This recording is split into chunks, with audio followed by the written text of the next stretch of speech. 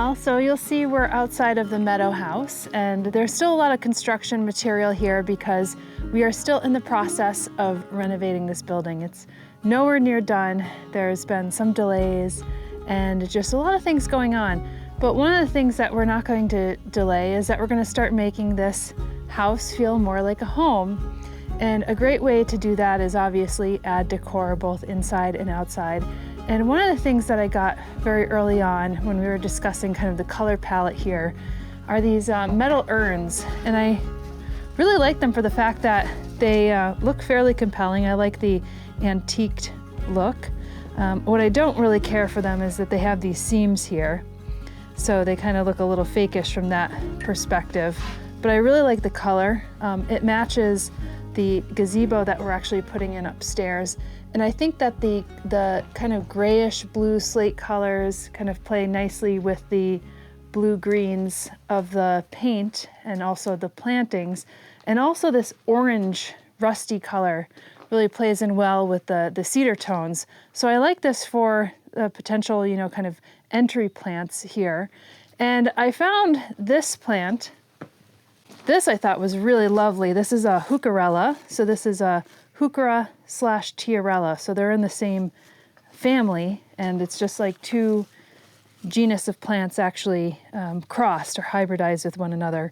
So this is typically, tiarella is a foam flower, heuchera is a alum root, and so this one's called pumpkin spice. So I love that color. When I saw it, I was like, ooh, that's going to really play nicely against the cedar tones here. And then I went with this Ethereum. This is a type of fern. This is the Japanese painted fern. Now this does redden up actually. And that purple red color I think plays very nicely with some of the plantings over here that we have, like the Physocarpus, the Euonymus and the Verbenas and the viburnums and things along those lines. So, but I also, what I like about the painted ferns is that it has this nice greenish blue color to it. So I think, again, it works really nicely with the house and the outside plantings. I found this one and I wasn't quite sure whether it would work or not. This is a Rudbeckia. So if you think about brown-eyed or black-eyed Susans, this is a black-eyed Susan called Cherry Balm. So it has that kind of deep red color. And I did get a pennisetum. It's a type of grass. Actually, I think that was changed over into a new genus, and it hasn't come in yet. So it's a plant that has a tall stature and gets like this kind of creamy ecru color inflorescence that I think would play really nicely. In the meantime, I kind of dug out a little blue stem grass. So this might be a cultivar. I can't quite recall. I dug it out of the memorial garden that we have up here. But I wanted to bring it out because look at these colors. They're so outstanding. I mean, this kind of raspberry turns into like this lavender color with some dips of blue and green. I mean, it just looks so painterly. And I do think this is too matchy-matchy for what I want to do because it does play nicely with those colors, but it's almost too muted. And you could see that it kind of falls too much into the color palette of the home here. But I'm going to use this as a holdover plant to kind of put into this planter because I don't have the one that has come in yet. And I found a nice supplement that was in the meadow this morning, but it's too rooted into the ground, so I wasn't going to dig that one out. So this one kind of popped out really easily. But I think even the Mexican feathergrass that I had planted over there would actually complement a little bit better because it's a warmer tone that would pop off the house. So I just want you to know that this is probably going to be removed and planted back into the bed. But for our intents and purposes of planting this up today and kind of making it feel homey out here, that's what I'm going to do. Now, this one's much smaller than this one. So I think what I'm going to do, and I like these are pretty lightweight, so they're easily movable. They do have a drainage hole on the bottom, which is critical. You might even want to put more than that drainage hole in here. But what I'm going to do is take this broken pot. This is one of the pots that got broken from just all the construction that's happening. And then I'm just gonna take a couple pieces of wood and put that down there.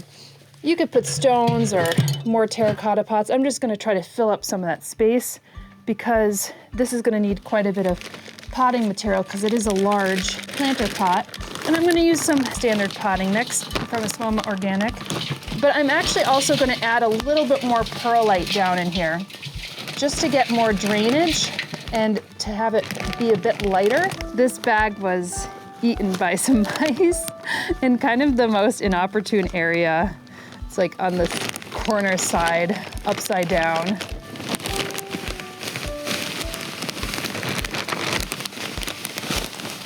And try not to breathe this in because it is a little dusty.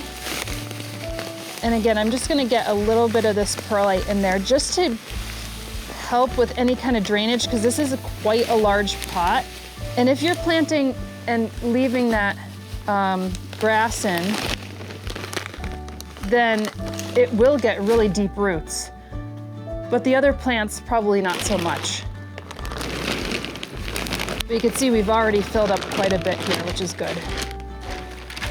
Okay, let's see where we've landed. We probably still need some. But we could start placing this in. See, we still need to be a little higher up.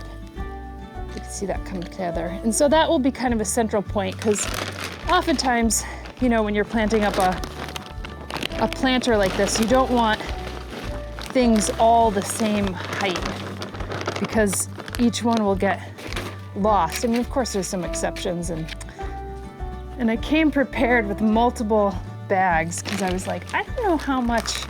Sometimes it's hard for me to spatially see like how much I'll need for something like this.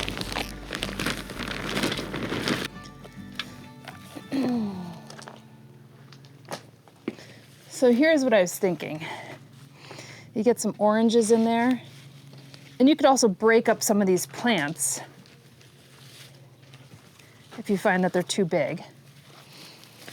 It almost just feels like fall, just that color alone. And then to bring in some of the ferns. You see what I'm saying? I love that. So I'm just gonna start taking some of these out and arranging and planting. And this will immediately make the entry point of the house, even though we're not finished with the door or anything along those lines, it's just immediately gonna start feeling like home. This is great. I mean, these are good roots here. Nothing's too pot bound. I'm gonna break those up. Very nice. We could even split this if we probably want to, but I don't think so. It's really nice and compact. This one, like I said, I pulled this one out of our garden, and this may go back in, but the color of the little blue stem really comes out in the fall, as you can see, and it gets these gorgeous red purple inflorescences that are not quite yet out. You know, they kind of look like little corn stems right here, very thin corn stems. Okay, and then we have this guy, the Ethereum, the Japanese painted fern. Let's see what the roots look like on that. Again, very nice.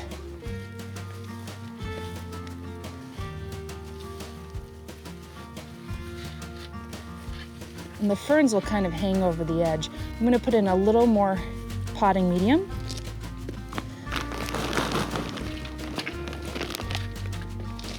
And that is still fairly lightweight, actually. And that's the benefit with going something like this. I mean, I really do love terracotta as well, but the issue with terracotta is if you start to get larger and larger, it gets more and more difficult to actually move, or even like ceramic. So these metal urns, when I saw them, I was like, ooh, that seems like a really good option right there. And then let's get some of these in. And I kind of want them out this way. This one's kind of tumbling over like that. And aside for the grass, most of these plants here are actually don't mind being in the shade. So that's another thing that you have to kind of think about. You know, this is under the awning. It does get some western sunlight, which is really nice, but it is under the awning of the house and it will be somewhat shaded and protected. And sometimes this heucheras in general, this is a heucherella, so I don't know how this fares, but sometimes it needs a little bit more sun to keep that reddish orange color. So we'll have to see, you know, how it does throughout the years. And these are perennial, so it's not like I'm planting annuals in here and they won't come back. These are perennials, and you know, granted they're not planted in the ground, so we'll have to see if they weather the winter.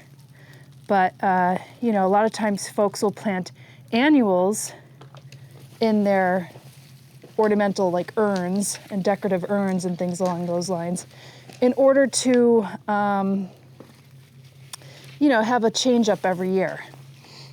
I like the fact that these are perennial and that they'll come back and that you could actually cut them back. So that's looking pretty festive right now. I might put one more, might squeeze one more fern back there.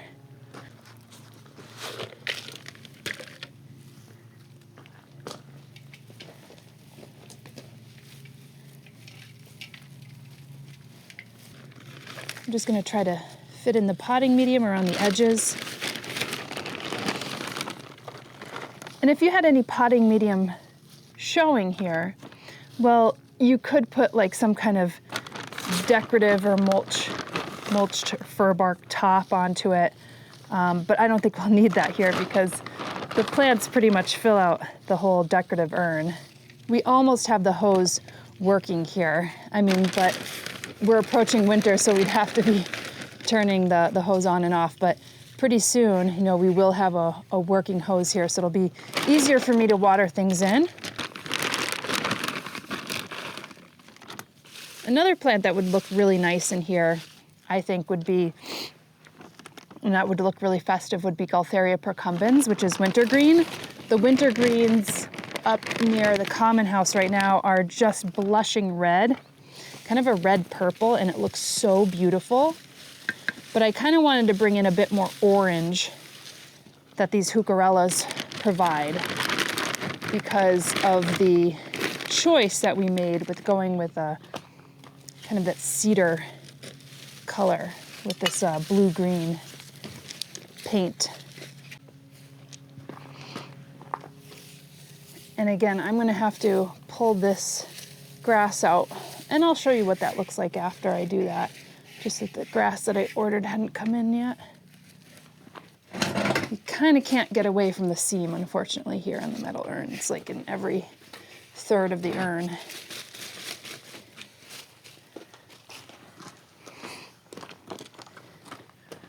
Oh yeah, I really like that. And so you could see that if I had like a whiter grass or a creamier color, it would actually pull in some of this color and then also stand out against the color of the house. So I didn't want to go too matchy-matchy, though that would look great in a garden, I'd have to say. All right, so let's wing this one because I have these 5 left. Obviously, we can't fit all in. I over-ordered slightly because, well, I figured I'd rather over-order and have extra and then plant it into the landscape, and which would be nice because if you're planting it into the landscape, then you have some symmetry. You have some of that color palette and the same plants. It's like the conversation is happening between the house and the outside. And even if you could get some of that color palette inside, then you'll feel like there's a conversation happening. There's some fluidity happening from the outside in. So I think we'll go with this Rudbeckia because we didn't use the Rudbeckia at first. This one still has a nice potting medium in. And this could maybe be, I don't know if it'll be central or if we could just push it off to the side. That might be another option because it's not very large. And so it might actually be better if we just kind of have this like little menagerie of plants. This one's very beautiful. Look at that color on this one. Right? It might just be these 3 plants like that. That's actually not that bad. I'd lift this one up a little bit more. I don't know if this stays small or if it actually increases in height, because you could get some pretty tall Rudbeckia. So I'm gonna just add a little more here. And the roots are really nice here. So I got these in a place online that I've shopped at before, and they just have such nice, large, full plants called Sherwood Growers. So I'll share that with you. Really wonderful nursery. And they have some really interesting varieties that are, you know, primarily cultivated varieties. So maybe it's not somebody you would go to for straight species, but these are really nice for, you know, some of your ornamental beds or decorative plantings.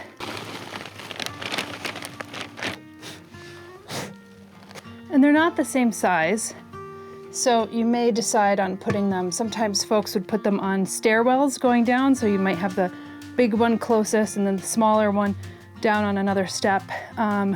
We eventually will get it maybe a little table here, a little cedar table that will be next to the awesome rocker here. And then I'm thinking of like a long bucket bench, like a cedar bucket bench that you could just sit down, kick off your shoes. Bucket benches were used to use in old farmhouses where they'd bring the water in that they'd heat, that they'd take their bath in, or that they use for cooking or things like that, and they would set the bucket down on the bucket bench. So I think having something like that would be really beautiful, and then you'd have like these planters kind of somewhere in the mix. So whether they end up here, I'm not quite sure, but I really like having plants that will greet you on the way in, and again, starts making it feel a bit more homey. So as we start to finish this house, we'll start to do more and more things like this, but I think it already gives it a little bit of warmth, despite the fact that everything is still in disarray here. Thanks for taking time to watch this video. And if you're enjoying our videos, consider liking, subscribing, hitting the notifications bell, and even tipping.